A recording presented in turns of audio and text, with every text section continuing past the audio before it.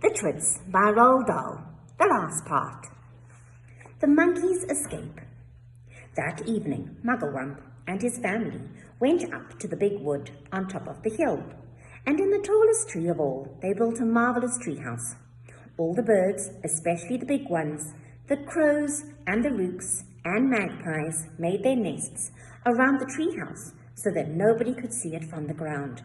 "You can't stay up here forever, you know," the roly-poly bird said. "Why not?" asked Mugglewump. "It's a lovely place." "Just you wait till the winter comes," said the roly-poly bird. "Monkeys don't like cold weather, do they?" "They most certainly don't," cried Mugglewump. "Are the winters so very cold over here?" "It's all snow and ice," said the roly-poly bird.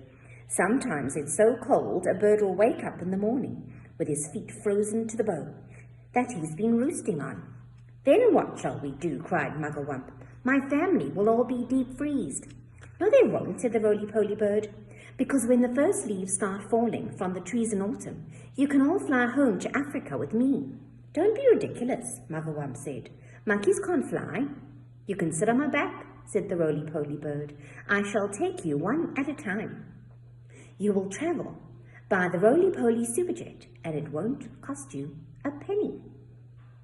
The Twits get the shrinks, and down here in the horrid house, Mr. and Mrs. Twit are still stuck upside down to the floor of the living room. "It's all your fault," yelled Mr. Twit, thrashing his legs in the air. "You're the one, you ugly old cow, who went hopping around shouting, 'We're upside down, we're upside down.' And you, the one who said to stand on your heads so it'd be the right way up, you whiskery old warthog," screamed Mrs. Twit. "Now we'll never get free. We're stuck here forever." "You may be stuck here forever," said Mr. Twit, "but not me. I'm going to get away." Mr. Twit wriggled and squirmed, and he squiggled and wormed, and he twisted and turned, and he chuggled and churned, but the sticky glue held him to the floor just as tightly as it had once held the poor birds in the big dead tree.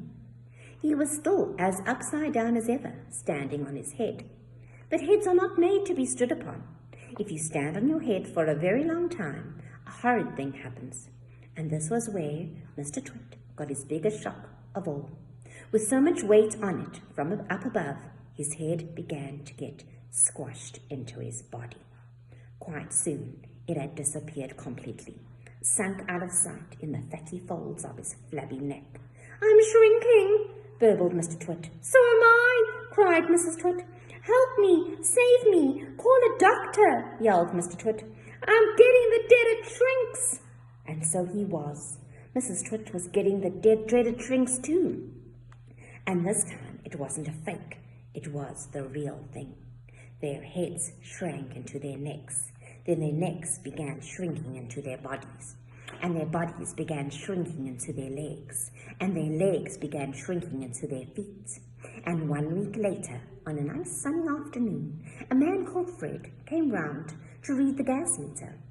When nobody answered the door, Fred peeped into the house, and there he saw, on the floor of the living room, 2 bundles of old clothes, 2 pairs of shoes, and a walking stick.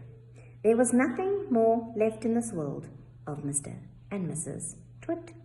And everyone, including Fred, shouted, "Hooray!" Look at the clothes. That was all that was left of Mr. and Mrs. Twit. And that brings us to the end of the book by Roald Dahl.